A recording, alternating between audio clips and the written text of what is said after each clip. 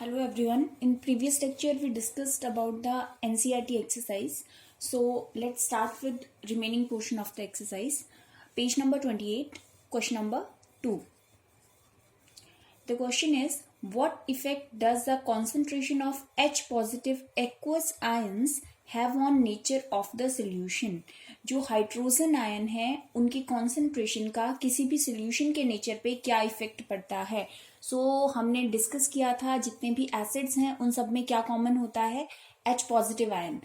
अगर हम किसी सोल्यूशन के अंदर H पॉजिटिव आयन की कॉन्सेंट्रेशन इंक्रीज करते जाएंगे, दैट मीन्स उस सोल्यूशन का एसिडिक बिहेवियर अपने आप इंक्रीज होता जाएगा.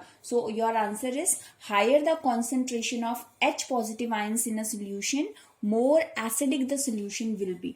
जितना ज्यादा H पॉजिटिव आयन कॉन्सेंट्रेशन होगा सोल्यूशन उतना ही ज्यादा एसिडिक होगा. After that question number 3. Do basic solution also have H positive ions? If yes, then why are these basic? अगर हमारे पास जितने भी बेसिस हैं क्या उनके अंदर H पॉजिटिव आयन होते हैं, और अगर होते हैं तो फिर हम उनको एज अ बेस कंसीडर क्यों करते हैं, हम उनको एसिड के अंदर क्यों कंसीडर नहीं करते? बिकॉज हमने डिस्कस किया था कि जितने भी एसिड्स हैं उन सबके अंदर H पॉजिटिव आयंस होते हैं. सेम क्वेश्चन हम जब हमने लेक्चर डिस्कस किए थे वहां पे हमने डिस्कस किया था, even the basic solution have hydrogen ions in them which come from ionization of water in which the base is dissolve. किसी भी बेस को अगर आप वाटर के अंदर डिसॉल्व करेंगे तो ऑब्वियस है कि हाइड्रोजन आयन प्रोड्यूस होंगे. They are basic because the concentration of hydroxide ion is in them is much more than the concentration of hydrogen ion. For example, आपके पास कोई भी एक solution है like NaOH. इसका मैंने एक्वस सोल्यूशन बनाया, that means इसको मैंने वाटर के साथ डिसॉल्व किया. अब यहाँ पे अगर मैं यहाँ पे इनको डिसोशिएट करूं, Na positive, OH negative plus H positive and OH negative, so the concentration of hydrogen ion is less than concentration of OH ion, is less than concentration of OH negative ion. So that's why its nature is basic. Clear? After that, question number 4. Under what soil condition do you think a farmer would treat the soil of his field with quicklime or slaked lime or chalk? ऐसी कौन सी soil की conditions हैं जिनके अंदर आपको लगता है कि कोई भी फार्मर है उसको अपने जो फील्ड्स हैं उनमें क्विक लाइम, स्लेक लाइम या फिर चॉक पाउडर जो है वो मिक्स करना चाहिए? Importance of pH in everyday life जो हमारा टॉपिक था उसके अंदर हमने इसका आंसर डिस्कस किया था. अगर ऑब्वियस है जो स्लेक लाइम है, क्विक लाइम है, they are basic in nature. तो अगर वो बेसिक इन नेचर है तो सॉइल का नेचर क्या है? एसिडिक है. एसिडिक नेचर अगर सॉइल में ज्यादा है उस कंडीशन में हम इन सबको सॉइल के अंदर मिक्स करेंगे. A farmer would treat the soil of his field with quick lime और slake lime if the soil is too acidic, a low pH value. All these materials are bases and hence react with excess acid present in the soil and reduce its acidity. उसकी acidity को वो काफी हद तक regulate करने का काम करता है. After that, अब हम बात करते हैं page number 33. Question number 1. What is the common name of compound CaOCl2? इसका जो कॉमन नेम है वो क्या है? तो इसका कॉमन नेम क्या हो जाएगा? That is bleaching powder. और अगर हम इसके केमिकल नेम की बात करें तो केमिकल नेम हो जाएगा calcium oxy chloride. After that question number 2. Name the substance which on treatment with chlorine yields bleaching powder. ऐसा कौन सा सब्सटेंस है जिसको हम क्लोरीन के साथ रिएक्ट करवाते हैं तो हमारे पास ब्लीचिंग पाउडर आता है? So that is slaked lime. Slaked lime. After that next question is name the sodium compound which is used for softening of hard water. ऐसा कौन सा सोडियम कंपाउंड है जो वाटर की सॉफ्टनिंग में काम आता है? That is washing soda. ये चीज हम ऑलरेडी डिस्कस कर चुके हैं. After that question number 4. What will happen if a solution of sodium hydrogen carbonate is heated? Give the equation for the reaction involved. क्या होता है कि जब आप सोडियम हाइड्रोजन कार्बोनेट को हीट करते हैं, तो जब हम सोडियम हाइड्रोजन कार्बोनेट को हीट करेंगे तो एज अ प्रोडक्ट हमारे पास आता है sodium carbonate, carbon dioxide and water. Clear? After that question number 5. Write an equation to show the reaction between plaster of Paris and water. इस reaction के लिए हमने डिस्कस किया था कि जो प्लास्टर ऑफ पेरिस है, अगर हम उसको मॉइस्चर के एक्सपोजर में रखेंगे तो वो सेटल डाउन हो जाएगा, एक हार्ड मास बना देगा, जिसको हम जिप्सम भी बोलते हैं. सो इसके लिए हमें इक्वेशन लिखना है. What is the formula of plaster of Paris? CaSO4.12H2O. अगर हम इसको वाटर के साथ रिएक्ट करवाते हैं तो हमारे पास क्या आ जाएगा? CaSO4.2H2O and this is your gypsum. Clear? So now come on the next part, that is NCERT main exercise. Main exercise. So question number 1. This is on page number 34 and 35. Question number 1. A solution turns red litmus blue. Its pH is likely to be. एक solution है जो red litmus को blue कर देता है, तो उसकी जो pH है वो अबाउट नियर बाय कितना होगी? 1, 4, 5 और 10. सो अगर हम रेड लिटमस की ब्लू में बात करते हैं तो एसिड और बेसिस में ऐसा क्या है जो रेड लिटमस को ब्लू कर देता है? That is base. और जो बेसिस है उनकी pH कहाँ से कहाँ लाई करती है? That lies between 7 to 14. सो जितने भी हमारे ऑप्शन है इनमें से हमारे पास क्या आंसर आएगा? That is 10. Option D. Clear? After that, second question. A solution react with crushed eggshells to give a gas that turns lime water milky. The solution contain. आपके पास eggshell है. eggshell मतलब calcium carbonate. वो बोल रहा है कि crush eggshell जो है वो give a gas that turns lime water milky. जब ये एक पर्टिकुलर केमिकल के साथ रिएक्ट करता है, सब्सटेंस के साथ रिएक्ट करता है, तो ये कार्बन डाइऑक्साइड गैस प्रोड्यूस करता है जो कि लाइम वाटर है उसको मिल्की कर देती है. तो आपको बताना है कि ये कौन सा सोल्यूशन है जिसके साथ रिएक्ट करके ये कार्बन डाइऑक्साइड गैस प्रोड्यूस करता है. सो यहाँ पे कौन सा सोल्यूशन आ जाएगा हमारे पास? That is hydrochloric acid. Clear? After that हम बात करते हैं नेक्स्ट क्वेश्चन की. Question number 3. Question number 3 is 10 ml of solution of NaOH is found to be completely neutralizes by 8 ml of the given solution of HCl. If we take 20 ml of the same solution of NaOH, the amount of HCl solution required to neutralizes it will be. Question है आपके पास कि NaOH का जो amount है that is 10 ml, HCl का amount है 8 ml. Clear? और ये जब आपस में रिएक्ट करते हैं तो एक दूसरे को कंप्लीटली न्यूट्रलाइज कर देते हैं. मतलब वहां पे एसिड या बेसिस की कोई कॉन्सेंट्रेशन जो है वो रिमेनिंग नहीं है हमारे पास. तो अब क्वेश्चन ये है कि अगर हम NaOH का सोल्यूशन ले लें 20, तो जो आपका HCl है वो हमें कितना लेना पड़ेगा टू न्यूट्रलाइजेस? तो इसके लिए हम इसको 2 मेथड इसके लिए अप्लाई कर सकते हैं. बहुत सिंपल सा क्वेश्चन है कि यहाँ पे अगर NaOH है उसका अमाउंट है 10 ml, HCl प्रोड्यूस होता है हमारे पास 8 ml. यहाँ पे हमने NaOH का अमाउंट कर दिया डबल, सो HCl का अमाउंट भी कितना करना पड़ेगा? Double. So 8 multiplied by 2 that becomes 16 ml.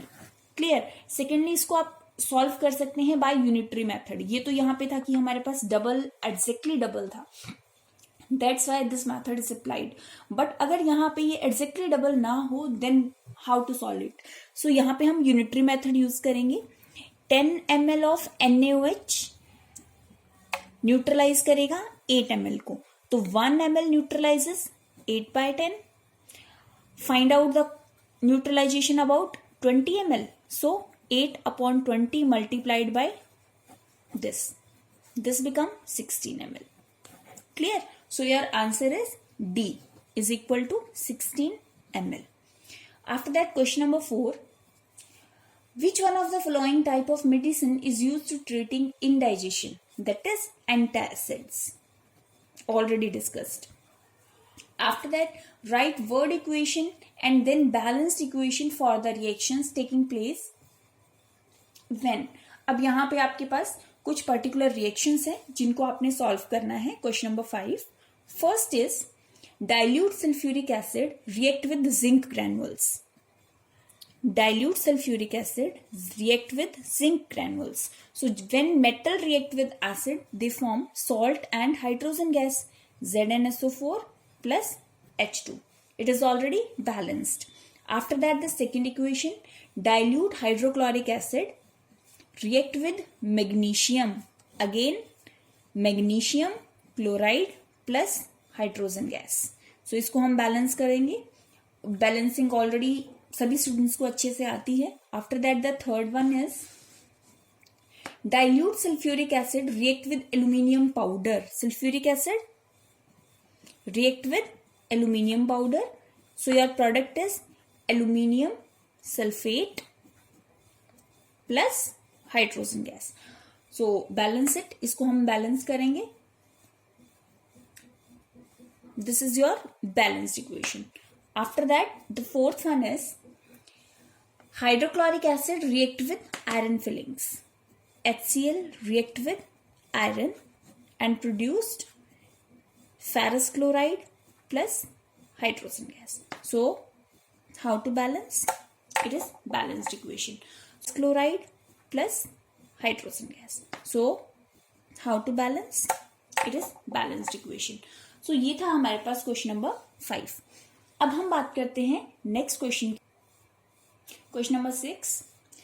Compound such as alcohol and glucose also contain hydrogen but not categorise as acid. Why? Describe an activity to prove it. Same question हम पहले discuss कर चुके हैं. NCERT exercise में ही हमने पहले discuss किया है. जब लेक्चर था उसमें भी डिस्कस किया था. Only those compound containing hydrogen are considered to be acids when dissolved in water to produce hydrogen ions. Clear? The hydrogen containing compounds such as alcohol and glucose are not categorized as acids because they do not ionize to produce hydrogen ions when dissolved in water. Clear? और इसके लिए आप कौन सी activity consider कर सकते हैं? जो आपकी इलेक्ट्रोलाइसिस वाली एक्टिविटी है वो हम इसके लिए अप्लाई कर सकते हैं. राइट? अब हम बात करते हैं क्वेश्चन नंबर 7 की. Why does distilled water not conduct electricity whereas rain water does. जो डिस्टिल्ड वाटर है वो इलेक्ट्रिसिटी कंडक्ट नहीं करता है बट रेन वाटर जो है वो इलेक्ट्रिसिटी कंडक्ट करता है. Y? So distilled water does not conduct electricity because it does not contain any ions. Already हमने डिस्कस किया था डिस्टिल्ड वाटर के अंदर आयंस नहीं होते हैं. उसका pH भी 7 होता है.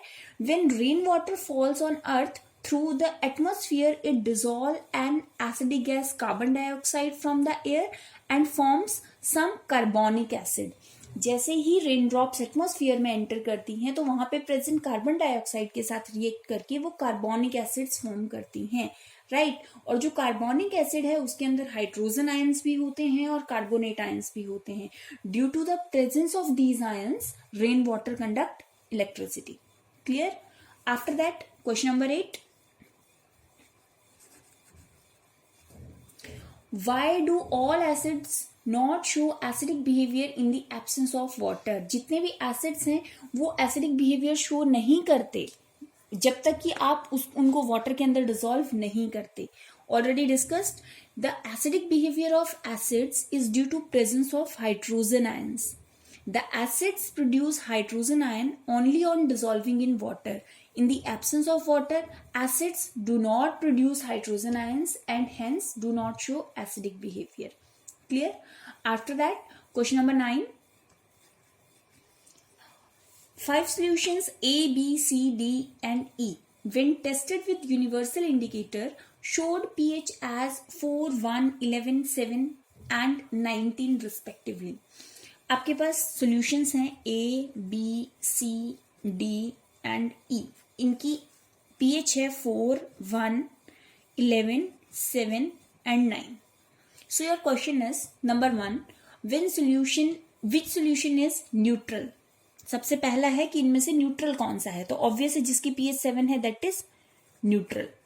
After that strongly alkaline, alkaline means basic, तो इनमें से सबसे ज्यादा बेसिक कौन सा है, this one, basic, most basic. Strongly acidic कौन है, जिसकी pH सबसे कम है, that is strong acidic. Next is weakly acidic, weakly acidic means जो 7 के नियर बाय है, this is weakly acidic. After that weekly alkaline और बेसिक, वीकली बेसिक कौन है, that is 9. Clear. After that the second part is arrange the pH values in increasing order of hydrogen ion concentration. Hydrogen ion concentration के basis पे इन सबको हमने क्या करना है, अरेंज करना है. सो हाउ टू, सो सबसे कम हाइड्रोजन आयन कॉन्सेंट्रेशन किसकी होगी, जो सबसे ज्यादा बेसिक है, that means 11, then 9, then 7, then 4, then 1. Clear. Question is equal length of magnesium ribbons are taken in test tube A and B. हमारे पास दो टेस्ट ट्यूब्स हैं ए एंड बी, इन दोनों के अंदर इक्वल लेंथ के मैग्नीशियम रिबन्स हमने डाले और इन दोनों के अंदर डिफरेंट डिफरेंट एसिड फिल किए, hydrochloric acid and second one is carbonic acid, not carbonic, it's acetic acid. Clear. So, in which test tube will the fizzing occur more vigorously and why? इन दोनों में से कौन सी test tube में reaction जो है वो fast होगा और क्यों? सो अगर यहाँ पे हम बात करें, hydrochloric acid is strong acid, acetic acid is weak acid. Clear. So obviously in which test tube reaction is faster? That is test tube A. Hydrochloric acid is a strong acid, whereas acetic acid is a weak acid. Being a strong acid, the hydrochloric acid solution contain a much greater amount of hydrogen ions in it, due to which the fizzing will occur more vigorously in test tube A. The fizzing is due to evolution of hydrogen gas, which is formed by the action of acid on magnesium ribbon. Clear? So this is your question 10. After that, question number 11. Fresh milk has pH of 6. How do you think the pH will change as it turns into curd? Explain your answer. जो fresh milk है उसकी pH होती है 6. तो अगर जब ये curd में सेट हो जाता है, कर्ड में कन्वर्ट होता है, तो इसकी pH के साथ क्या इफेक्ट होता है? So as the milk turns into curd, its pH will be fall below 6. क्योंकि जो कर्ड है उसके अंदर लैक्टिक एसिड प्रेजेंट है, अगर एसिड प्रेजेंट है दैट मीन्स उसका जो pH वैल्यू है that is less than 7. Clear. So जैसे ही वो कर्ड के अंदर सेटल डाउन होगा तो जो pH है that falls below 6. This is because an acid is produced when milk turns into curd. Clear. After that question number 12. A milkman adds a very small amount of baking soda to fresh milk. जो milkman है वो क्या करते हैं, थोड़ा सा amount baking soda का जो है वो फ्रेश मिल्क के अंदर ऐड करते हैं.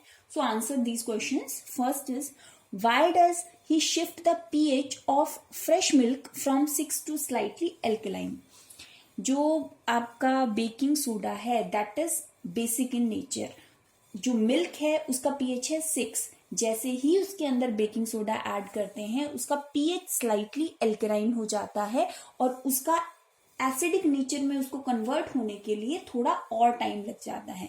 दैट्स वाई जो मिल्क है वो जल्दी खराब नहीं होगा. So your answer is fresh milk is slightly acidic in nature. Fresh milk is made slightly alkaline by adding a little of baking soda so that it may not get sour easily due to formation of lactic acid in it. Clear? After that, the second question, why does this milk take a longer time to set as curd? The slightly alkaline milk takes a longer time to set into curd because the lactic acid being formed during curdling has to first neutralizes the जो alkali portion है आपका, alkali present in it. Clear. So अगर हम उसके अंदर baking soda add करते हैं तो उसको कर्ड बनने में थोड़ा सा टाइम लग जाएगा. After that question number 13, plaster of Paris should be stored in moisture proof container, explain why. जो प्लास्टर ऑफ पेरिस है उसको मॉइस्चर प्रूफ कंटेनर्स में ही हमें स्टोर करना चाहिए, वाई. तो इसके लिए ऑलरेडी डिस्कस किया था हमने. Plaster of Paris should be stored in moisture proof containers because the presence of moisture can cause its slow setting by bringing about its hydration. This will make the plaster of Paris useless after some time. Clear? Because वो एक hard mass बन जाता है और उसके बाद हम उसका कहीं पे भी यूज नहीं कर सकते. After that, question number 14. What is neutralization reaction? Give 2 examples. So what are neutralization reactions? When acid react with bases and form salt plus water. This is known as neutralization reaction. यहाँ पे आप कोई भी 2 examples easily consider कर सकते हैं जो हमने already discuss किए थे. After that, the last question is question number 15. Give 2 important uses each of the washing soda and baking soda. Washing soda और baking soda जो है उनके 2 uses डिस्कस करने हैं. So हमने ऑलरेडी डिस्कस किए हुए हैं. जैसे कि यूजेस ऑफ, अगर वॉशिंग सोडा की बात करूं, it is used as cleansing agent for domestic purpose, right. Secondly, it is used for removing permanent hardness of water. Same as uses of baking soda, it is used as antacid in medicines. Secondly, it is used in making baking powder or so many sodium compounds.